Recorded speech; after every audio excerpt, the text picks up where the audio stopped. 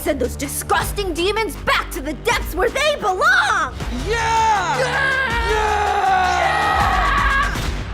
Hold on to your lightsticks, because Kpop Demon Hunters 2 is about to drop some insane secrets that'll flip everything you thought you knew about Rumi and the gang. From shocking twists to new powers, this sequel is going to blow your mind. Okay, let's be honest. If your plane got hijacked mid-air by a bunch of demons pretending to be regular humans, you'd probably need more than just a seatbelt and complimentary peanuts to survive that ride. That's exactly how Kpop Demon Hunters 2 kicks things off. Pure chaos, high heels, and unholy drama at 30,000 feet. These demons try to pull off a sneaky disguise, but it's hard to look human when you act like your Wi-Fi's been possessed. Their strange speech patterns and suspicious behavior give them away faster than a rookie idol lip-syncing on stage. But hunters connected to the Hun Moon can see right through their fake human faces and spot the mysterious Gimma markings underneath. Think of it like a magical lie detector with way more style. Now here's where things get really interesting. Rumi isn't just your average idol with flawless skin. Hers literally glows. Her markings begin to shimmer, and one of her eyes lights up like she's ready to headline both a concert and a demon battle. She hasn't gone full demon yet, but that's what makes Kpop Demon Hunters 2 so exciting. The sequel might finally reveal her true demon form, and if Rumi transforms mid-fight, it's going to be the moment that breaks the internet. Claws, glowing eyes, and power surges that make the stage lights explode? Count us in. So when Rumi finally unleashes her full demon powers, will she use them to save the world or rule it from the stage?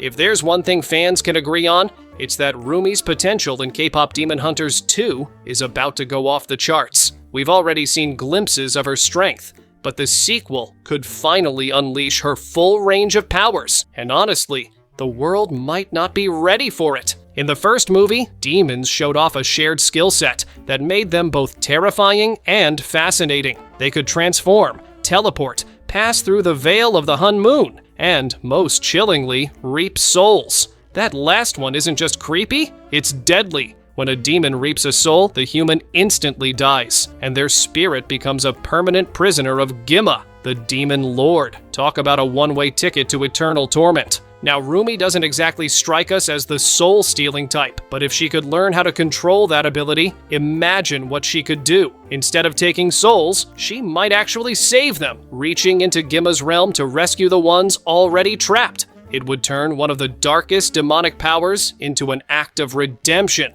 and that's the kind of twist that could define her entire arc. We've already seen her teleport before, popping from Selen's home straight to the Saya Boys performance like she was born with a backstage pass to the supernatural. But her powers still feel raw, unrefined, like a song that hasn't hit its perfect note yet. Without a connection to Gimma, Rumi's abilities are unstable, unpredictable, and full of mystery. The sequel could be where she learns to master them all: teleportation, energy control, and maybe even glimpses of time or space manipulation.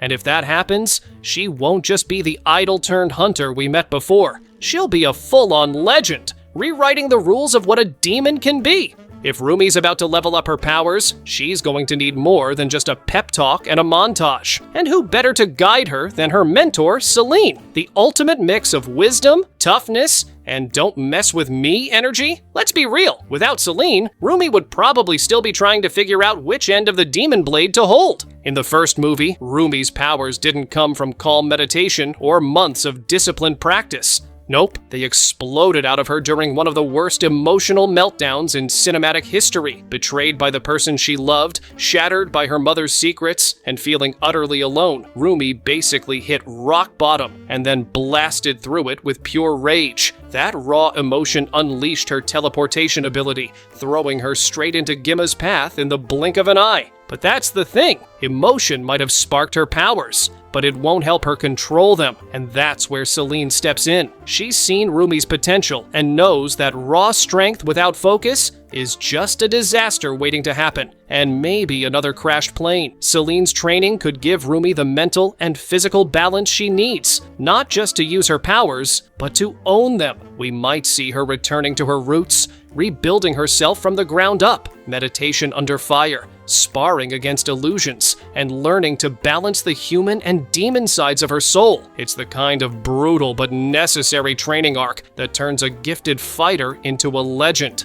And if anyone can help Rumi conquer her inner chaos and embrace both the best and worst parts of her heritage, it's Selene. Because to defeat Gimma, Rumi won't just need strength, she'll need mastery, discipline, and maybe a little bit of that trademark Selene sass. What if Rumi's dad isn't the villain we think he is, but the secret key to saving both worlds? Have you ever looked at a character and just known they're hiding something spicy? Yeah, that's Mera. She walks in like she's got it all figured out. Hair on point, glare sharper than a katana. But deep down, you can feel there's a storm brewing. If drama had a middle name, it would definitely be Mera. Let's be honest though, Mera's whole I don't care vibe screams someone who cares way too much. She's that friend who says she's fine after a breakup, but you know she's about to write a 3-page diary entry and listen to sad K-pop ballads for 6 hours straight. And in Kpop Demon Hunters, that emotional depth isn't just teen angst, it's a big flashing clue that something darker is going on. Think about it, Mera's anger toward Rumi wasn't your everyday, you didn't text me back kind of mad. It was personal, fiery, almost instinctive, like a part of her recognized Rumi's demon powers, because maybe, just maybe, she's got a little demon energy herself.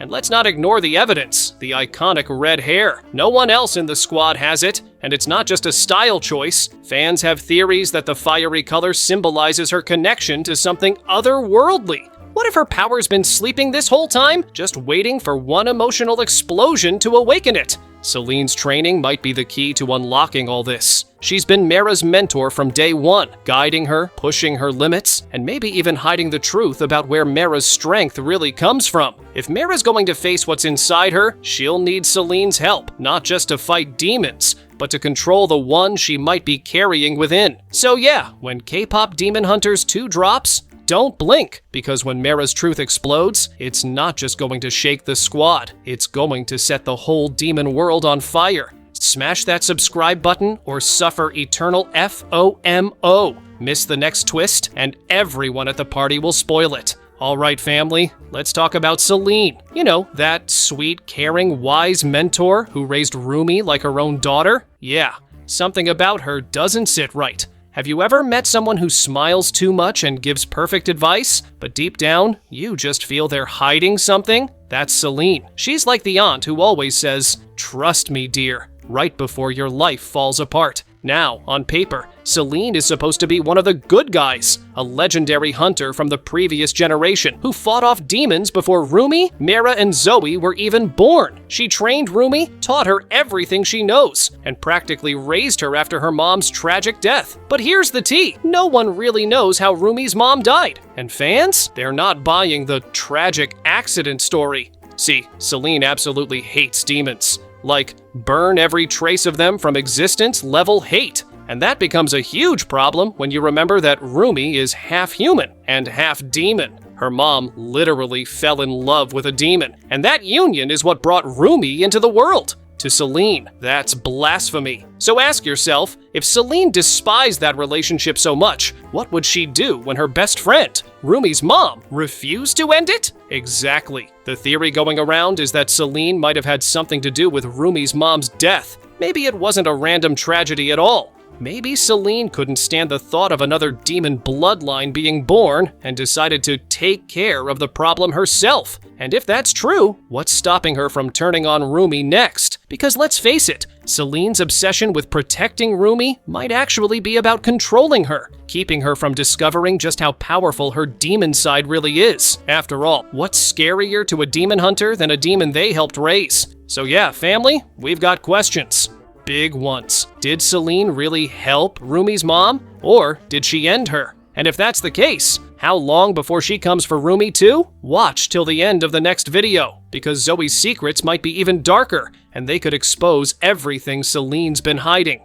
Okay family, let's talk about the one and only Zoe. You know, the cheerful, silly, sunshine-filled member of Huntrix who always seems to brighten the room? Yeah, that's Zoe. But what if I told you that behind that sweet giggle and positive attitude lies a storm that's been brewing for years? Oh family, buckle up, because Zoe's story in Kpop Demon Hunters 2 might just break your heart and blow your mind. Zoe's childhood wasn't exactly the perfect pop star origin story. She was born in Korea, but grew up in America, which already made her feel different, not fully accepted by her family, and not fully understood by her classmates. The kids at school teased her for her creativity, for being too different, and for daring to dream big. All she wanted was to fit in, to feel loved, to feel seen. But instead, she got rejection after rejection.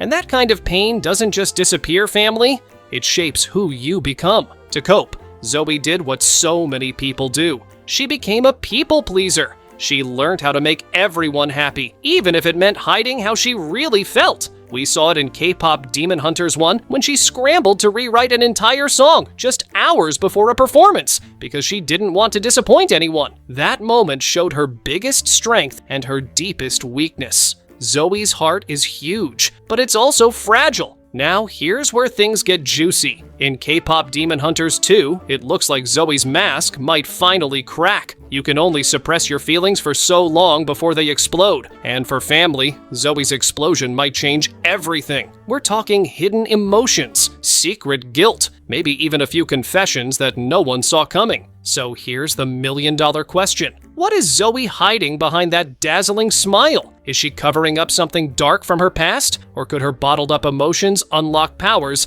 that even she doesn't understand? Family, whatever it is, we're about to find out. So go grab your popcorn, because when Zoe finally lets it all out, things are going to get real. All right, family, it's time to talk about the most dramatic, over-the-top, soul-snatching villain in the Kpop Demon Hunters universe, Gwima. Yup, the king of chaos himself. If evil had a brand ambassador, it'd be this guy. He's got the creepy glowing eyes, the I'm too powerful for pants attitude, and a laugh that probably echoes through your nightmares. Now, Gwima isn't just your regular bad guy. Nope, he's the kind of villain who wakes up every morning and says, "How can I make everyone's life miserable today?" His ultimate goal, turn every single human being into a demon under his control. Bro doesn't want followers, he wants minions. He's basically that one boss who refuses to retire. But here's where it gets spicy. Nobody actually knows where Gwima came from. Like, was he born evil? Did he stub his toe once and decide to destroy humanity? Some fans believe he was once human, and something tragic twisted him into the demon overlord we know today. That's kind of sad, but also terrifying, because if a normal person can turn into that, then we're all one bad day away from glowing red eyes and a deep demon voice. In 400 years. Gwima's been lurking in the demon realm for over 400 years. 400 years! My man's skincare routine must be wicked. But here's the thing. If demons really have expiration dates, then Gwima's clock might be ticking. Imagine him realizing that and saying, "Not today, Satan! Oh wait, that's me!" And let's not forget, at the end of Kpop Demon Hunters 1, Huntrix managed to take control of the Han Moon. But how long do you think that peace will last? Gwima doesn't exactly give stay retired energy. He's probably already plotting his revenge, sharpening his claws, and laughing maniacally in some dark corner. So here's the question, family. If Gwima returns even stronger in Kpop Demon Hunters 2, will the girls be able to stop him? Or will our favorite demon daddy finally win the ultimate game of supernatural checkmate? All right, family, get ready, because things are about to get wild. Rumi's dad isn't your normal, let's go fishing kind of father. Nope, he's a demon who fell in love with a human woman, had Rumi, and then, poof, both parents vanished. Suspicious? Absolutely. Rumi barely knows anything about her dad. Celine, her mysterious mentor, won't say much. So Rumi's left wondering, was her father a good guy trapped by evil or a villain pretending to care? Either way, she's got serious questions and even bigger daddy issues. But here's the real twist. In Kpop Demon Hunters 1, humans who turn into demons don't die. They just get sent to the demon world. That means Rumi's dad could still be alive. Imagine her meeting him down there in emotional chaos, right? Will they reconcile or fight to the death? And don't rule out Celine's involvement. Maybe she took care of Rumi's dad for reasons we're not supposed to know yet. This family drama could explode in Kpop Demon Hunters 2. So hit that subscribe button, or Rumi's demon dad might just visit you tonight. Now, what do you think? Hero, villain, or lost soul? Check the next video to uncover Rumi's shocking demon dad secrets before things get even crazier.